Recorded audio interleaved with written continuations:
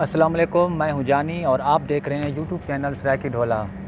आज मुझे निहायत अफसोस के साथ कहना पड़ रहा है और दुख के साथ कहना पड़ रहा है कि जुम्मे के रोज़ जो हादसा पेश आया है, बहुत ही दुख की बात है, बहुत ही परेशानी की बात है कि लाहौर से जब त्यारा उड़ा तो कराची 2:25 पर पहुंचना था और चंद सेकंड की दूरी पर जहाज़ जो था वो एक इमारत 4 मंजिला इमारत के साथ टकरा कर क्रैश हो गया। और बहुत परेशानी की बात है, जब मैंने ये न्यूज़ सुनी तो मुझे बहुत दुख हुआ, मैं बहुत परेशान हुआ। इसलिए मैंने कहा कि आप लोगों के साथ थोड़ी सी बात शेयर कर दूं। और मैं दुआ करता हूं कि अल्लाह ताला जो इस जहाज़ में शहीद हो गए हैं, अल्लाह ताला उनको जन्नतुल फिरदौस अता फ़रमाए और अल्लाह उनके लवाहिकीन को सब्र व जमील अता फ़रमाए। इसके अलावा खुशकिस्मत की बात यह है कि 14 अफराद जो हैं वो ज़िंदा बच गए हैं। अभी तो हॉस्पिटल में हैं लेकिन ज़िंदा हैं। इसके अलावा और भी मैं दुआ करता हूँ कि और भी मौजज़ा हो जाए, जिसमें कुछ और भी आदमी, कुछ और भी लोग बच जाएं।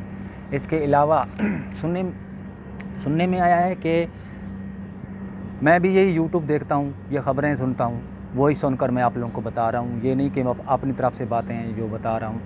ये जहाज़ जो था वो तकरीबन 2:25 पर वहाँ पहुँचा, जिनाह टाउन में।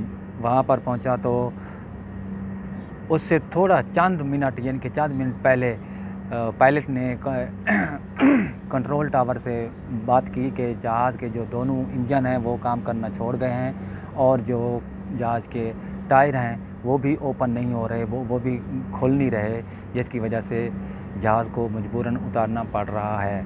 और टावर कंट्रोलर ने कहा कि हाँ, जो रास्ता है वो बिल्कुल क्लियर है, आप इजीली जहाज़ को लैंड कर सकते हैं।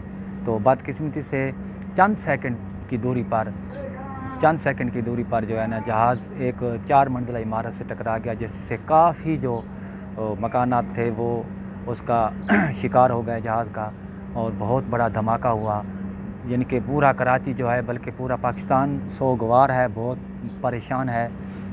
और मैं कहता हूँ कि ये सीन देखकर जब मैंने सीन देखा तो मैं बहुत दुखी हुआ और मेरी आंखों में आंसू आ गए।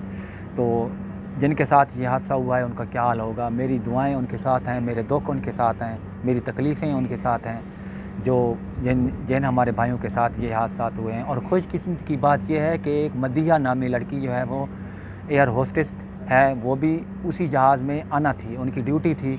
लेकिन उस दिन उसने कहा कि मैं नहीं आ सकती, मैं इस जहाज़ पे नहीं जा सकती, मेरे कुछ घरेलू काम हैं, मसरूफियात हैं, इसलिए उसने छुट्टी ले ली थी। तो और वो भी बता रही थी कि अल्लाह ने शायद मुझे बचाना था। और मैं अपने दोस्तों को, अपने फ्रेंड्स को, अपने रिलेटिव्स जितने भी रिश्तेदार हैं उनको मैं कह रही हूँ कि मैं सेफ़ हूँ, बिल्कुल ठीक ठाक हूँ, अपने घर में मौजूद हूँ, मुझे किसी किस्म का कोई परेशानी नहीं है। तो ये भी एक खुशकिस्मती की बात है कि अगर वो भी उस जहाज़ में होती तो शायद।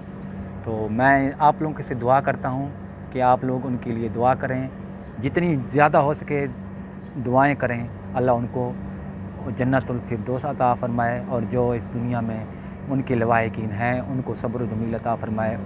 उसमें सुनने में आ रहा है कि 91 जो लोग थे और इसके अलावा 8 लोग अमले के थे, जिसमें एयर होस्टेस और पायलट वगैरह भी थे। ये 99 जो लोग थे वो उसमें सवार थे, जिसमें 14 जो हैं वो लोग ज़िंदा बिल्कुल ठीक हैं लेकिन हॉस्पिटल में हैं।